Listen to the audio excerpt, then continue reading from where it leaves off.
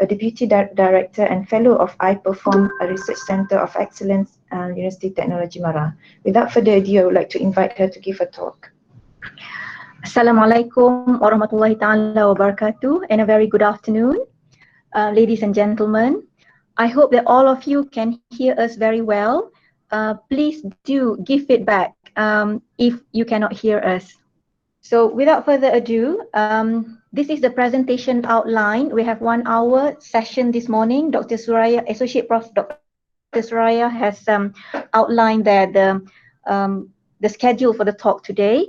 So this is a presentation outline that I hope to deliver to all of you in the next 40 minutes.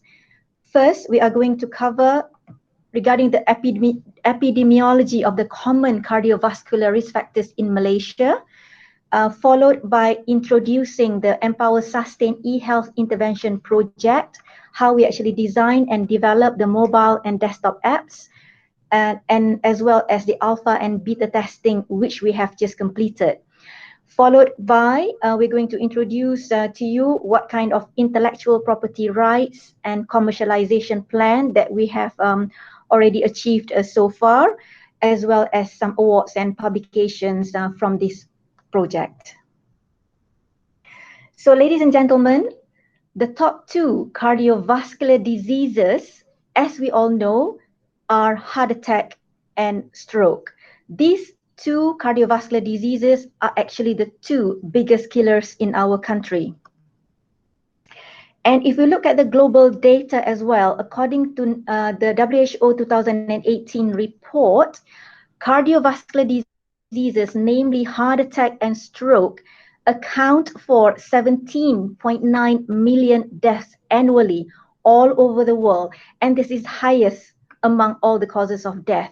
And this actually beats COVID-19 actually. So if we look at the local Malaysian data, this is the statistics from the Statistics Department of Malaysia report 2019. If we look at the 5 principal causes of death there, number 1 has always been heart attack, which is ischemic heart disease. And this has been the case for the past at least 30 years. And if we look at the younger generation as well there, in my highlight there, in the age of 41 to 59, as well as those elderly population above 60, the commonest cause of death is actually heart attack. And what is more alarming, among the Malaysian population, our average age of getting heart attack is among the youngest in the Asian region, which is 58 years old. And if you can imagine that, this is actually before retirement. So people do get heart attack before we retire. Okay, so what is cardiovascular risk factors? What is it that is contributing towards this heart attack and stroke? So the definition of cardiovascular disease risk factors are any factors, particularly habits or behaviors, circumstances, or conditions that increase a person's risk of developing heart attack and stroke. So if you look at the globally here, I put this what we call it global cardiovascular risk factors, depicted by the global scene here, with heart attack and stroke in the middle. We can see there are various components, there are various factors which is contributing to it. Some of the factors here are modifiable, meaning that we can actually change or control, but some are non-modifiable. So example of non-modifiable is our age. We can't do anything about our age, our gender, or family history. That is something that we're born with and we cannot modify. However, if you look at the rest of the risk factors for heart attack and stroke, we can actually modify them. We can prevent from not getting them, or even if you have it, you can actually control the situation. This is, example of these are smoking, physical inactivity, diabetes, high blood pressure, high cholesterol, and obesity. So ladies and gentlemen, the top 3 CVD risk factors in Malaysia has always been diabetes, hypertension, high cholesterol. These are the 3 major ones which is contributing to our cardiovascular disease, which is heart attack and stroke epidemic in our country. This is the data that I'm going to share with you. Malaysia has been conducting what we call National Health Morbidity Survey, short form for it is NHMS, from the year 2006 up until the latest 2019. But here I'm going to share with you the data from up until 2015. You can see that these are the major cardiovascular risk factors affecting our population. You can see all the bar charts there is going up. Nothing is going down. Everything is going up every 5 years that the Ministry of Health Malaysia has conducted this survey. So you can see here the commonest risk factor that is affecting our population is being overweight and obese.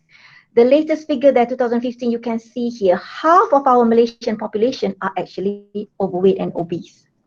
The next slide here that I'm going to show to you, that I'm showing to you now, is about how these risk factors is affecting the different age group. I'm not sure which age group you belong to, but I know which one am I in. Alhamdulillah, I'm still belongs to one of this age group, not above 50 yet. You can see here, even if you belong in the 18 to 19 age group there, 41% are actually overweight and obese already. And that's almost 1 in 2. And I'm going to reveal my age group now. At the end of the spectrum there, in my age group of between 45 to 49, about a quarter, 75% are actually obese and overweight already. And that goes similarly to other risk factors such as high cholesterol, high blood pressure, as well as diabetes. So it is affecting the young generations in Malaysia, which explains why we are getting heart attack and stroke younger compared to our Asian counterparts. So this is the latest data that I'm going to share with you. This is the National Health Morbidity Survey 2019.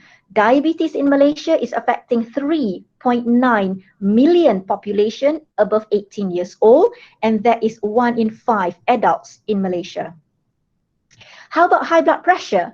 It's even more common. It's actually 3 in 10 people getting high blood pressure, affecting 6.4 million people in Malaysia. How about high cholesterol? More is common as well. 4 out of 10 are affected of having high cholesterol, hypercholesterolemia among our populations in Malaysia. How about our physical activity and our eating habits? It says here, are we active enough? 1 in 4 Malaysians are not active. We're not exercising, and this is quite alarming, which is contributing to our other risk factors that I mentioned before. Smoking, 1 in 2 actually exposed to tobacco smoke. So first, it's called secondary smokers here, it's about 1 in 2. But if you look at the cigarette smokers in Malaysia, about 21%, and e-cigarette is about 5%. So e-cigarette is actually as harmful as the cigarettes as well, because it contains nicotine in the e-cigarette. Okay, now we look at the dietary habits of Malaysians. 95% of Malaysians, and that includes many of us, actually do not eat enough fruits and vegetables. So this is again contributing to the overweight and obesity and other risk factors that I mentioned to you before. And how about drinking or taking sugary drinks? Self-prepared drinks, about 53.2% of Malaysians actually do having this, and as well as carbonated drinks there. So these are actually contributing towards our cardiovascular risk epidemic in Malaysia.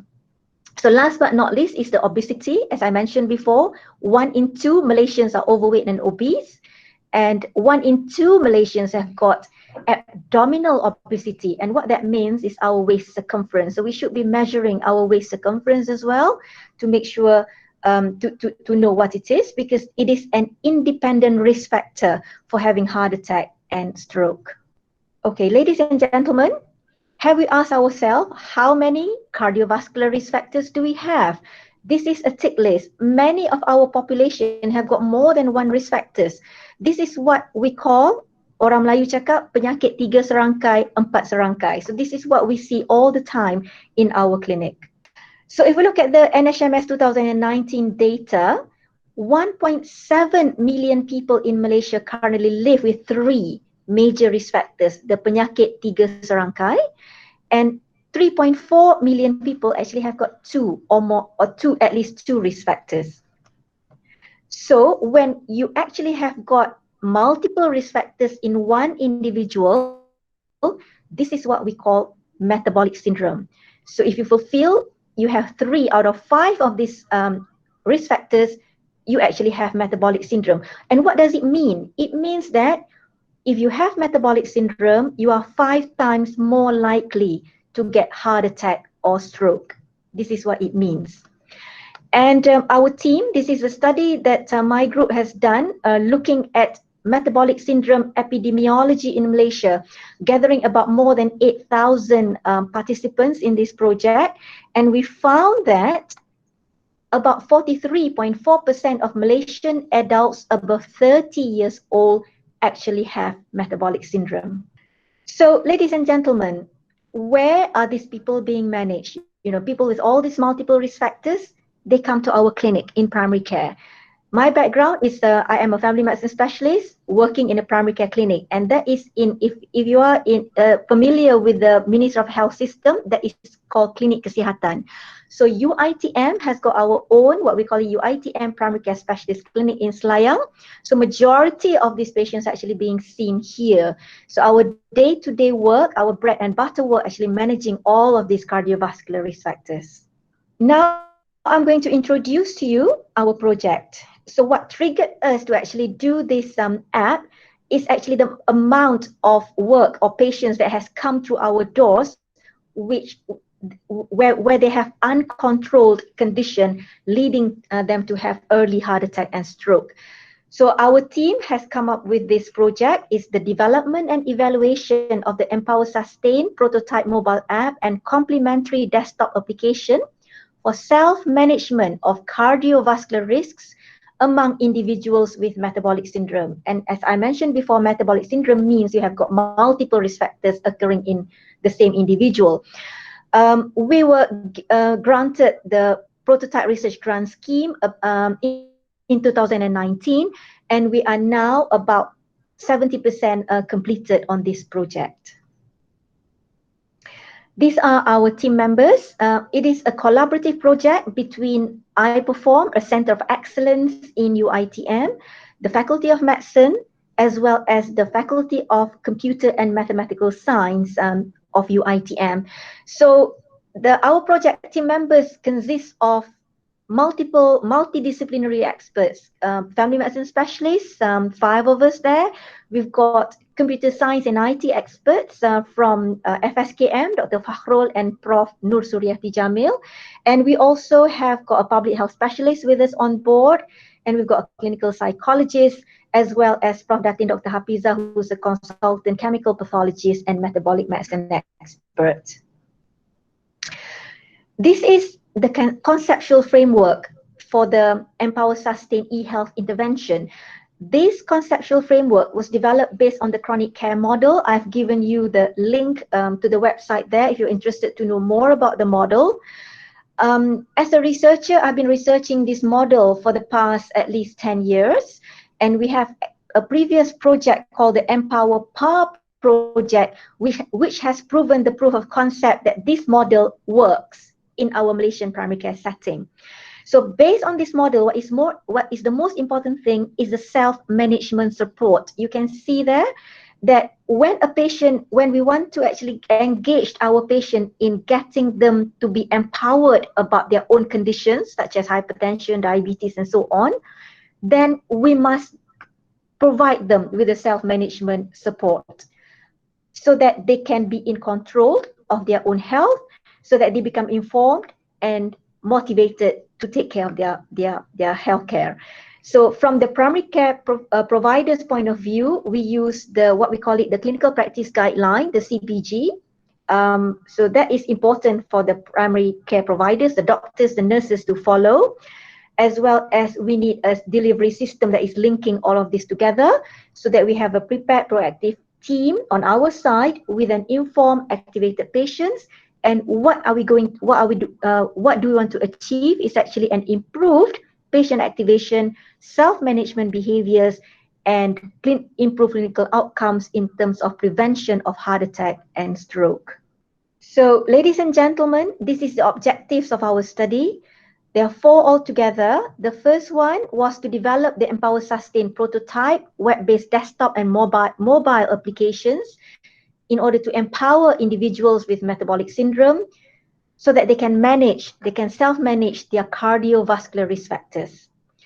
Number 2 is to evaluate the utility and usability of the apps. This is what we call it the alpha and beta testing. Objective number 3 is to evaluate the feasibility of implementing the eHealth intervention project in our clinic, and that is actually getting real patients to use the app in our clinic. And number 4, of course, is to refine the product and to commercialize it. So, ladies and gentlemen, this is the methodology in a nutshell. The initial part of the study is to look at the initial requirement in terms of theory to use to back up our project. So we use the persuasive technology theory as well as chronic care model. And proof of concept, as I mentioned to you before, has already been done through our Empower project. And the need that we are fulfilling through this project is patients with multiple cardiovascular risk factors. So the pre-alpha testing is mock-up design. And then we move on to work to build the working prototype. So this phase 1, we call it the design and development stage, has already been completed in October last year, 2019. We have now moved on to the alpha, which is the utility testing by medical experts, as well as the beta testing, which is the usability testing by patients with metabolic syndrome. We have now completed this stage. We're a bit delayed due to COVID-19. The alpha and beta was supposed to be completed by May this year, but we were delayed due to COVID-19. We were not allowed to see patients and completed this, did the testing before this. So now we've just completed this stage now that we're now allowed to collect data again. So the next stage that we're going to move on is actually on the randomized control trial, the feasibility study on the pilot RCT in our clinic to see whether our patients can actually use this app at home in real life situation.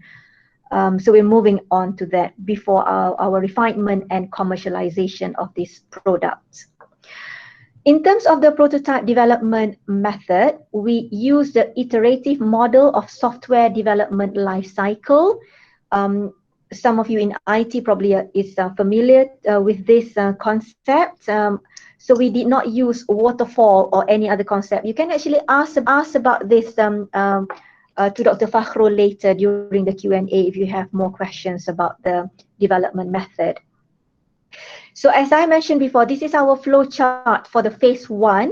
The pre-alpha, which is the identifying the content, the design, and building the working prototype that was completed in October last year. The alpha and beta testing, we just completed in August this year due to COVID-19.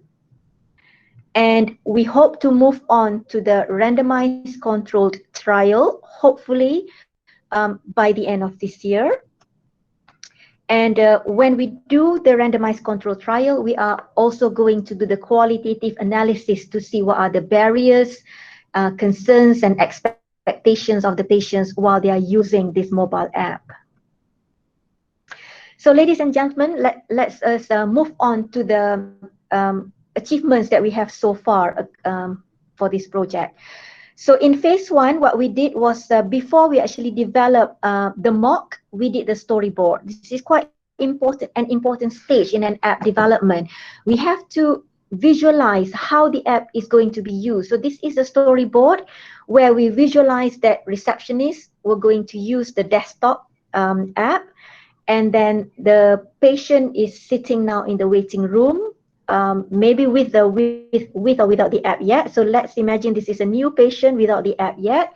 And then the nurse then will enter the checkup data using the desktop.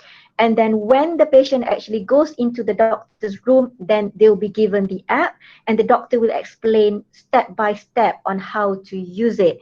and all those information that the nurses actually entered into the desktop app, then it will be synced into the patient's mobile app.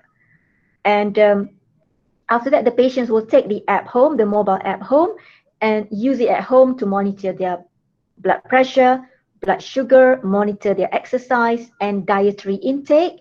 And the cycle goes on when they come to follow up in our clinic every 3 to 4 months. Phase 1, initial requirement, as I mentioned to you before, we actually had a previous project called the Empower Pass. So we used the red booklet at that time, which we have now revised to the purple booklet. So the purple booklet has got new sections as listed there. And what we have done is actually converted our purple booklet there into the mobile app. So the content were actually there already before we developed this app. And the proof of concept, as I mentioned repeatedly, has already been proven that the purple book works in our clinic. Now, when we move on to the from storyboard, we did the wireframing. So this is the mock-up design. We hired a graphic designer to do this, a freelance graphic designer to do the design. And I have actually a PhD student working with me on this project who actually did all this design and wireframing for this app. Then only we moved on to build the working prototype. So there's many IT jargon here which is not familiar to me, to be honest. So Dr. Fakhrul is the expert in this. What he actually built was actually a hybrid app using Ionic 4.0 with a TypeScript as coding language. He used the HTML5, JavaScript and CSS whenever required. He used the AngularJS 7.0 to integrate the variables and the web environment. Adobe Illustrator utilized for the UI design. IDE Visual Studio Code for the editing and debugging. Exam4 for cross-platform web server, and MySQL database for the back-end system for the desktop. JSON for transfer data from one module to another. And the app actually runs in a low-level mobile browser shell. So it is actually a web page running in a native app shell. So when we actually download, we can actually put it in our mobile phone, and the icon actually appears there as if it is a native app shell. So this is some pictures of our meetings. There's several team meetings that has been done at FSKM throughout the time of the project to fine-tune the design as well as the wireframes, the storyboard, before we actually move on to the working prototype. So you can see here, Dr. Fakhrul has got some several students, as well as I think Dr. Fayaz did industrial practical with Dr. Fakhrul. You can ask him more about this later. So they developed the app there. All the drawings that is being used in our app were actually hand-drawn by an artist that we paid specifically for this, using digital app technology. The content. Okay, now we move on to the content of the app. It has got 8 sections altogether, from my profile, my cardiovascular risk, my treatment target, my checkup, my weight management, my smoking habit, my self-management, and my medication. I'm not going to bore you with the little details here, because we're going to show you the detail of how the app, what are these 8 sections in the video. So please stay on until the end of this talk if you want to know more about each section and how it's being utilized. So just a brief example, this is how the actual app looks like, some of the sections there. And this is the most important part of the app, which is the self-management. Now we move on to the desktop application. We've got a complimentary desktop application where the nurses, the receptionist registers patient, nurse enters checkup data, and then the doctor checks the data and consult patient using both the Empower Sustain desktop app as well as the mobile app. So this is how it looks like. We also have got a website for this. So that is actually our website address. So you can visit our website for more information about our project. We moved on now to the alpha testing by medical experts, already completed here. And the poster that I've showed there, the results of our alpha testing, where we are going to present the findings at the European Atherosclerosis Society virtual conference in October.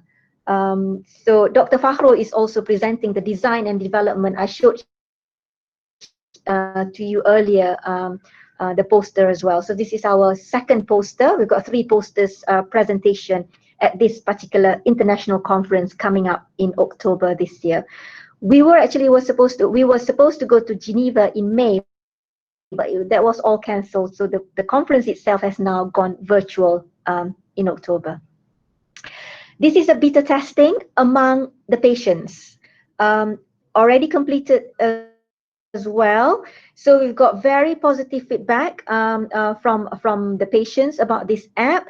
A little bit of refinement to do here and there based on our alpha testing from the medical experts earlier, as well as the beta testing here. So if you want to know more about the results here, you have to read our abstract there, which the poster there, which I can show to you, share with you later, if you can probably personal message me. And it will also, these posters will also be presented as I mentioned as an e-poster in the coming conference. Now we move on to the intellectual property rights. Altogether, we have 4 copyrights already approved for this project, already registered with the My IPO, and we've got 9 altogether. So we've got 4 already approved, and another 5 in the pipeline. So this is the 3 copyrights that we obtained last year in 2019 on the mock-up itself, the design, and then on our logo, as well as on the purple booklet. So we've got copyright for the purple booklet there. And this year, in 2020, we managed to get the copyright for the mobile app itself.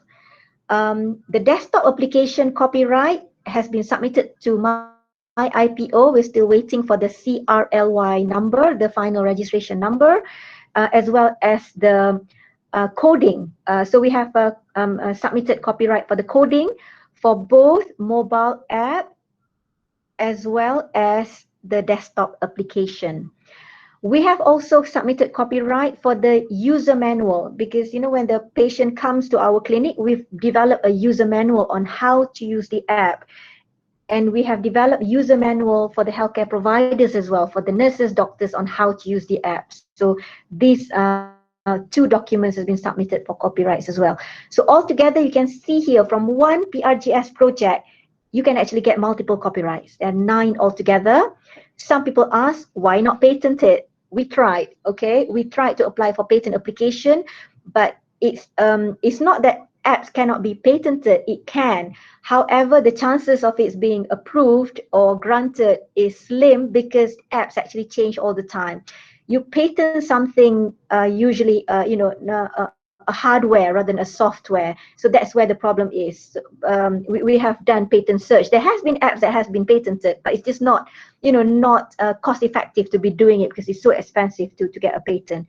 So copyright is sufficient to protect our intellectual property when it comes to an app. Okay, now we're going to move on to the commercialization plan. This is the license sort of like pricing that we have been thinking about and proposing. So if a Ministry of Health clinic or hospital want to purchase it, the license to use the app, both the desktop and the mobile app, is 25,000 per year.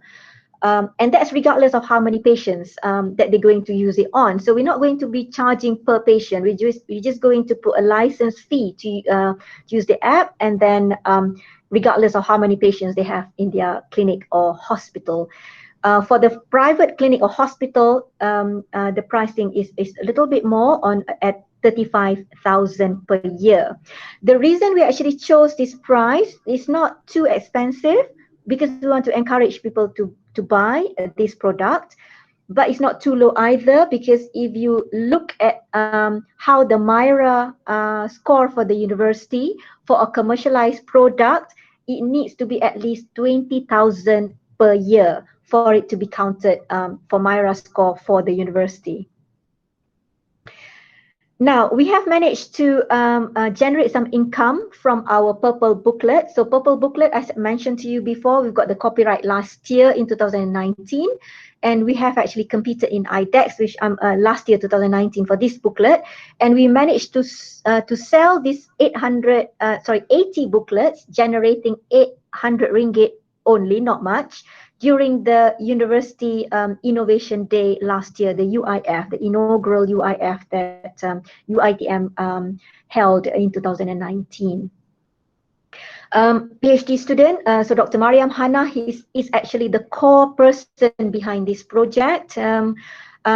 She's very, very hardworking, and Dr. Fakhrul and I and Dr. Suraya and Dr. Rodi, we are the supervisory committee for her, and Alhamdulillah, she's progressing very, very well on this project. She actually won the second prize award from our faculty on the monitoring progress report in 2019, and we hope that Dr. Mariam will graduate on time, inshallah, in the next 1 year or two.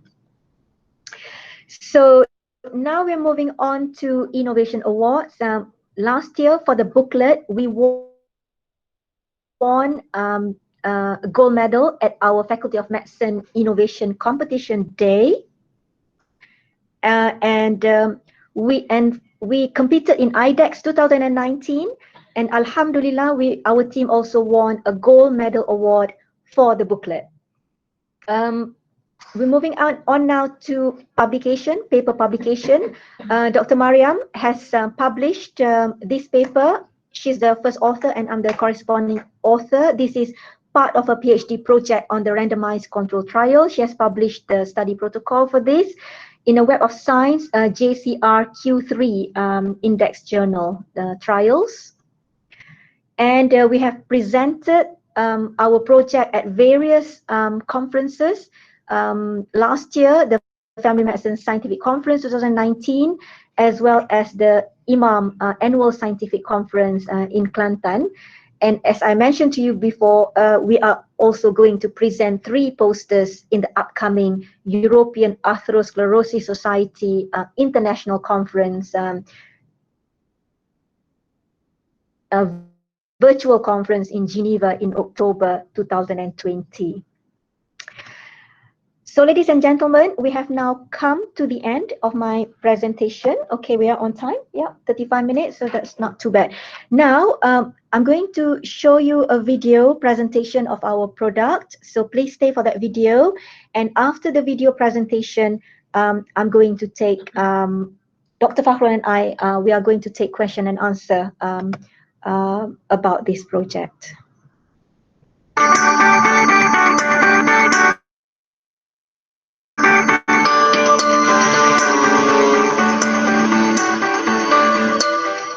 Welcome to the Empower Sustain eHealth Intervention Project. We are here to enlighten you about our project, which is funded by the Prototype Research Grant Scheme, Ministry of Higher Education, Malaysia.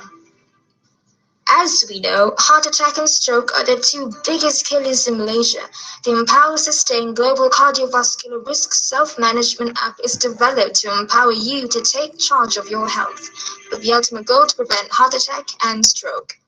This app contains 8 sections: my profile, my cardiovascular risk, my treatment target, my checkup. This section shows graphs of your readings with a summary of your achievements and recommended actions to be taken. My weight management. This section can be used to help you lose weight and monitor your weight at home.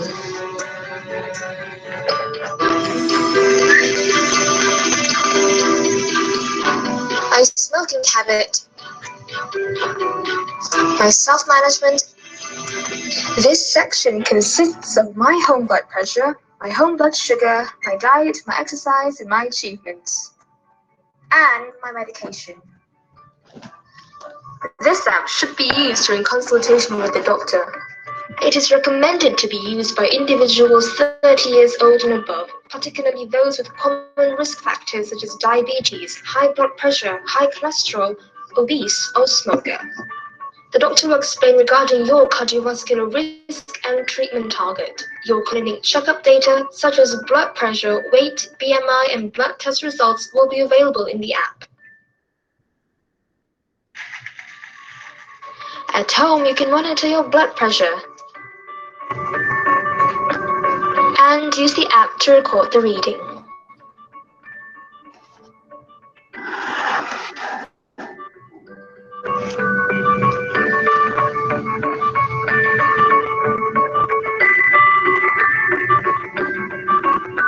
You can also monitor your blood sugar.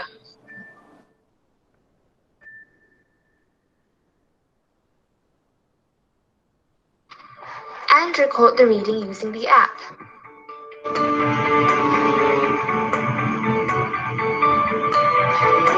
Your daily calorie intake can be recorded in the app.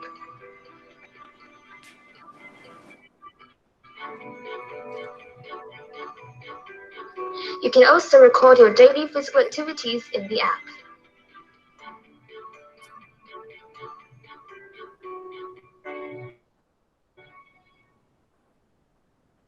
Utilization of this app should empower and motivate you to sustain a healthy lifestyle and be in control of your health. The ultimate goal is to prevent you from getting heart attack and stroke. License to use Empower Sustain apps can be purchased at 25,000 per year for Ministry of Health clinic or hospital and at 35,000 per year for private clinic or hospital. Our team has won several research innovation awards for this project, including gold medal at the Faculty of Medicine Innovation Competition Day 2019, and also gold medal award at IDEX 2019 for the Empower Sustain Self-Management booklet. We have also presented the research findings at conferences and have published research papers in international journals. We have obtained intellectual property right for the Empower Sustain mobile app from the My IPO. We have completed the alpha and beta testing of the mobile app. Randomized controlled trial will be conducted to evaluate its effectiveness. Our project team members consist of experts in family medicine with special interest in cardiovascular risks management, as well as IT experts, clinical psychologists, public health specialists, and metabolic medicine expert.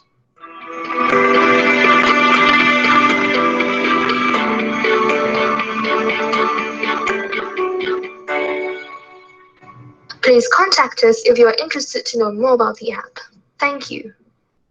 Okay, thank you, Professor Anis, for the very interesting talk, and I can see how it evolves from your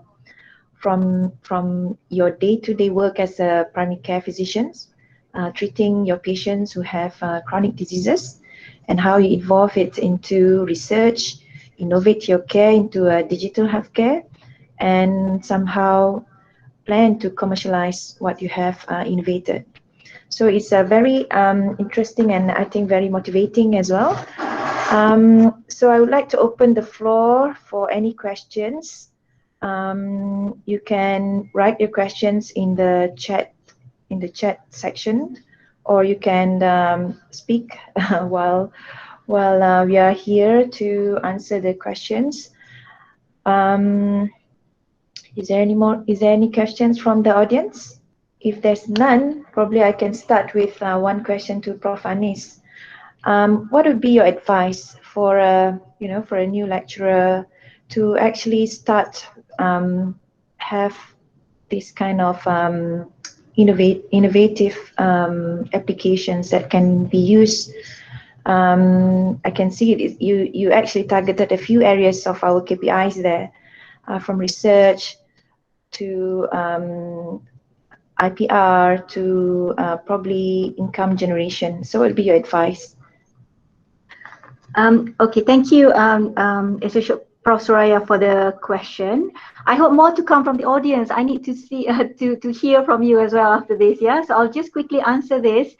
I think my advice to young lecturers trying to find research areas, I think you have to go back to what you are passionate about.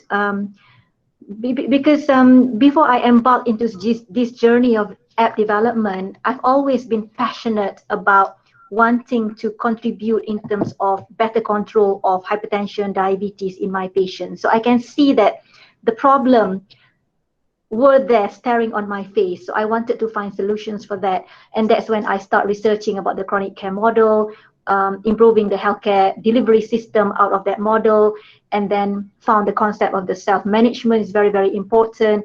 And then the rest became very easy. So if you're passionate in something, follow it through. So that's actually my advice. Okay. Can I have questions from the audience, please? I mean, one of the worst thing about online webinar like this, you feel like you're talking alone, even though I can see there are 227 people listening there. So I really would love to hear from you, and questions, comments, anything at all, please. No question. No question. Okay. Yeah. Yeah. So if there is, okay. Basically, what I've shared just now is a PRGS project. I'm not sure how many of you actually has applied or managed to get PRGS grant. It is a grant by the Ministry of Higher Education, and usually there are 2 cycles per year. So it's not that difficult to get, but you really have to show the product. You know, when we were embarking into the journey of applying for this grant, during the presentation itself, you have to show what you want to. Sorry, I was just reading that. Okay, what you want to develop, basically.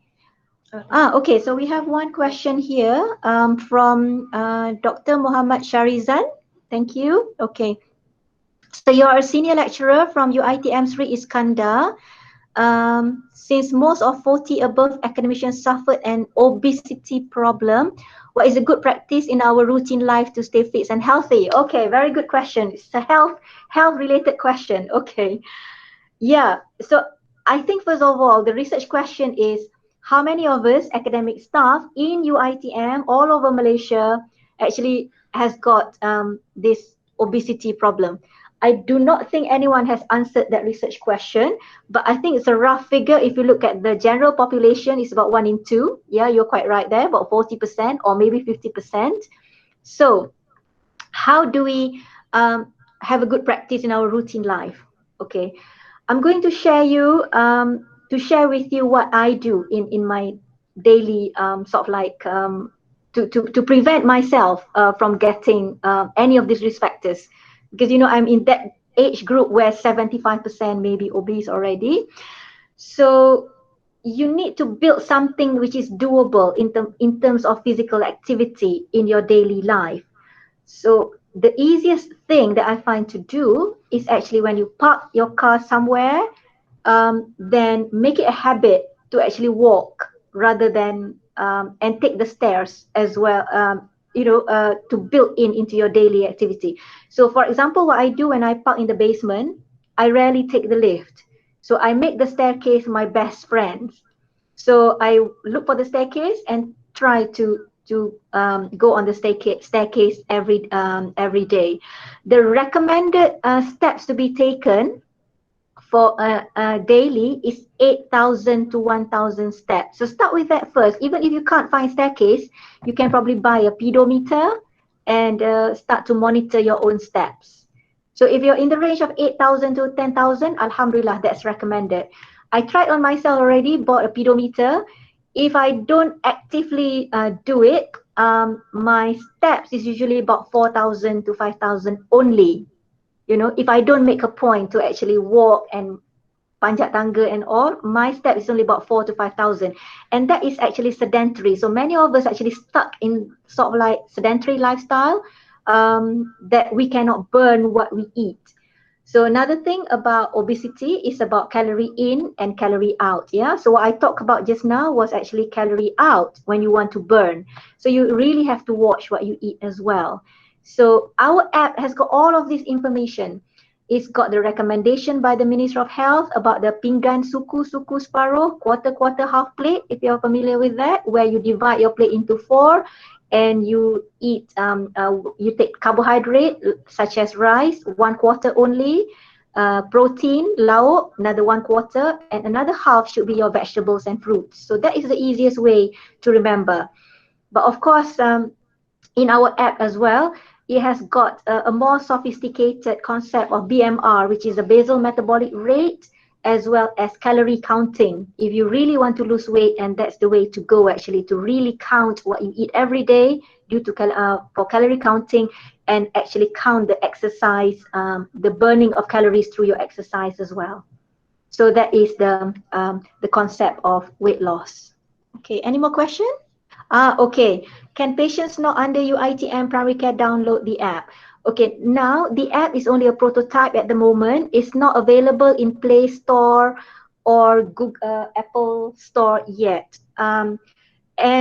We actually do not recommend for the app to be used by individual patients without actually seeing a doctor, because a lot of complicated stuff in there that needs a doctor to explain. And there's also a section on checkup data where if you see a doctor, then the doctor can actually put your data, you can look at what your checkup data is. So the plan for commercialization is actually not to sell to individual patient, but to sell to a healthcare institution, like for example, a clinic.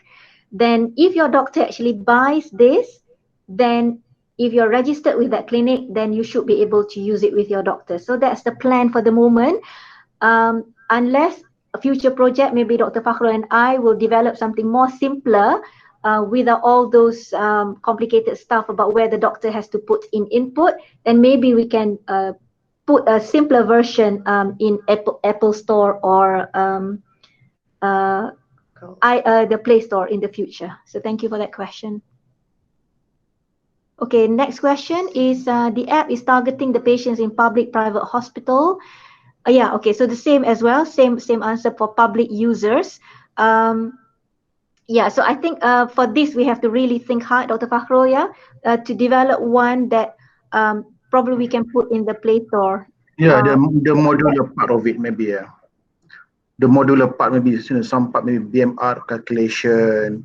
So maybe that one, we can make it standalone. Yes, yeah, okay, yeah. And also the treatment, that section on my checkup. The section on my checkup needs the doctor's input, because that's where the doctor is supposed to put your blood pressure, all your blood investigations, for example, from the clinic. So without a doctor, that section is not fun. It cannot function. So yeah, we can think about putting a simpler version, taking out some of the modules for public use. Oh, okay. Next question is very, very interesting. My opinion about ubat kurus. Okay. Yeah, so many eye magic and ubat kurus out there in the market. Right. Okay. You have to know that these ubat kurus, many of them, even though they probably market their product as herbal, nothing harmful, but research has shown that many of these has got very harmful sort of like ingredients inside it. Some of the ubat kurus actually contains doctor's medication as well, you know, without license. They actually put it in there. So it's not safe, as I can tell you. Many cases of people taking this so-called ubat kurus that has got liver failure. Okay, their liver is hati dah fail. Or another thing that can affect is your kidney, because anything that we take into our body, that these two organs are responsible to take it out from our body. Yeah, so it's either your liver or your kidney will be affected if there is any harmful ingredients in any of this product being marketed. So if you know of the famous nephrologist, so Dr. Rafida Abdullah, she will always share about this, you know, never trust ubat kurus like this, because she in her line of work, she sees a lot of people actually getting kidney failure, needing renal dialysis, kidney dialysis due to taking product with harmful ingredients like this. So that's my advice. If you want to lose weight, do it the hard way. Like I mentioned before, calorie counting, monitor what you eat and monitor your exercise, and make sure you have a negative balance. So negative balance in terms of weight loss is good. Negative balance in the bank is not good. But in terms of weight loss concept, we want that negative balance so that we can lose weight. Okay, more question? Okay, no more question? Maybe one question for Dr. Fakhrul. He's waiting. No, there are two more questions there, I think. Oh, there are. Okay. Chat box, I think. Yeah. Oh, chat box. Ada lagi? Oh, ada lagi. Okay. Okay, good. Process of start doing routine daily exercise after MCO. Riding bicycles. Okay, great. Okay. Lately build up muscles and cardio. Issue is far a bit hard at 44. Not to be extreme. Okay. So very, very good here. When you're talking about bicycle, okay, I suppose you have a road bike, do you? Encik Muhammad Sharizan, yeah? Okay, so a road bike, that is, yes, road bike, okay. Okay, I have a road bike too, so I can understand the passion there. My husband started it first. So road bike is actually strenuous. It's called because exercises has got many levels. There is sort of like minimal exercise, moderate, and as well as rigorous exercise. So road bike is a rigorous exercise, but at the age of 44, your heart, if you don't have any heart condition or any other risk factors, you should be able to do this. I mean, I still do. I do road biking too. Biar je lah adik-beradik yang lain jaga. Kak Bidah dah bertahun-tahun kan jaga. Kak Bidah boleh sekejap bagi Kak Bidah really. Okay, Dr. Nur Hazira, thanks for that comment. Okay. Anyway, okay, now so basically you can start slow first with light physical activity, brisk walking, and build up your exercise gradually. And also it's good to do, like you mentioned there, exercise that tackles your cardiovascular, your heart, such as road biking, as well as your muscle. So there are two types of exercise there, the cardiovascular, the cardio exercise, as well as the muscle strengthening. So if you go to the gym, then you can probably try all those dumbbells, as well as weightlifting, for example, to build up your muscles. The reason for this is because if you have more muscles in your body, your basal metabolic rate will be higher, meaning that whatever you eat, you can burn faster, because muscles needs energy, needs keeping. So if you have more muscles in your body, you'll be able to burn what you eat.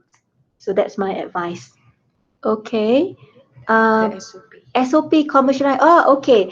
I'm yet to find out. Thanks for that question. Okay.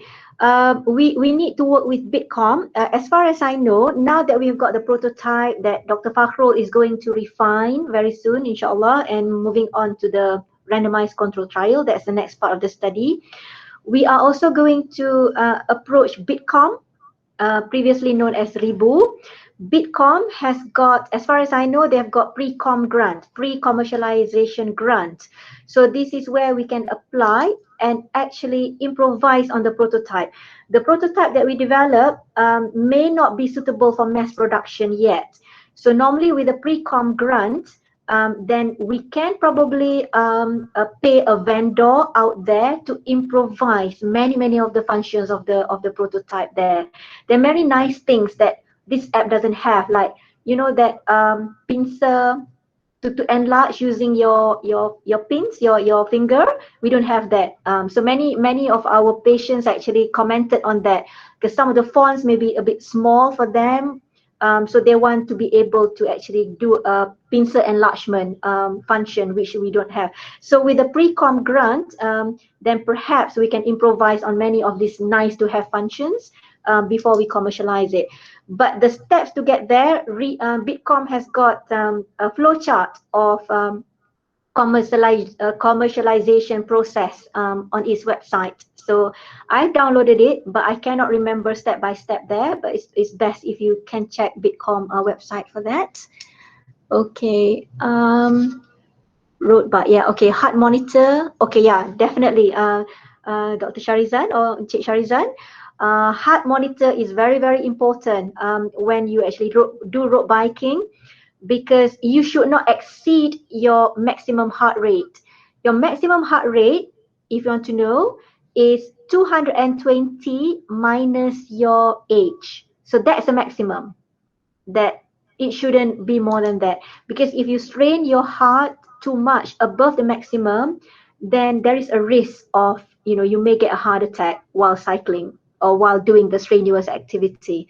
So you must make sure that your heart rate is in the zone.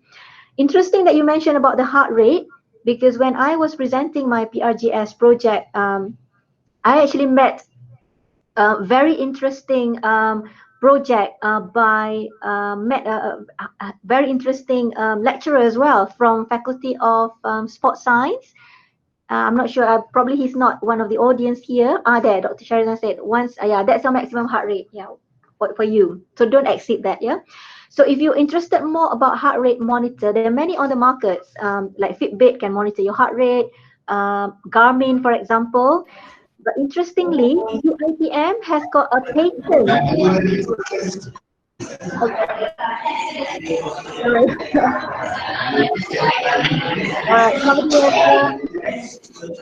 Somebody has, yeah, please, do you have a question or you got some interference there? Okay. But anyway, Dr. Adam Linobi from Faculty of Sports Science has developed a heart rate that can change color under his PRGS project. So meaning that if your heart rate during exercise goes into the above maximum, it goes into red. It will tell you to stop and to like relax a bit so that it goes back into the yellow zone. And also, if you're not doing too much, like let's say you think you're brisk walking, but your heart rate doesn't go into the fat burning zone, then it also tells you that you're not doing enough. So that's a good thing about the gadget that's developed. But yeah, so what I plan to do is actually collaborate with Dr. Adam in our next project, because we've got this app. He's got the heart rate bracelet that can change color. Very, very interesting. And apparently he's the first in the world who has done that. And that patent belongs to UITM. Right. Okay, so so it's 11 o'clock. Okay, so it's 11 o'clock. Do we have any more questions? Any comments at all? Aniza gave comments there. Okay. Multi-apps monitor my health, hassle. All right, yeah, it's actually all in one. You're very correct. When we're actually applying for the PRGS project, we have to prove, is there any other app like this? And we have proven that, especially local made for Malaysia, there is none, because many of the apps that we have that we can download from Play Store are all individual apps. There's one for monitor your calorie, like MyFitnessPal, and there's Fitbit to monitor exercise. So very difficult to find one in one roof, under one roof, especially with the input from the doctors about your actual reading in the clinic. So we believe that we're the first in Malaysia, definitely, and hopefully first in the world as well. So we hope that if this product is successful in our local markets, then we can go international, hopefully one day, inshallah. Okay, thank you, Prof. Anis. I think it's 11 o'clock already, and I think we should end the session. Okay. And thank you everyone for staying until the end and giving lots of questions for Prof. Anis and Dr. Fakrul to answer. So I hope that we will benefit this, inshallah, one day for the betterment of our health. Inshallah. Inshallah. If you have more questions for me, you can always contact me. We have the contact number. You can contact my PhD student as well. So any time at all, I'm here to answer any questions from you after this. Okay. Thank you very much, everyone. It has been a pleasure presenting this to such a large audience. I'm very, very honored and pleased that all of you has stayed until the end to be with us this morning. Thank you very much. Assalamualaikum warahmatullahi ta'ala wabarakatuh, and a very good afternoon. Bye-bye.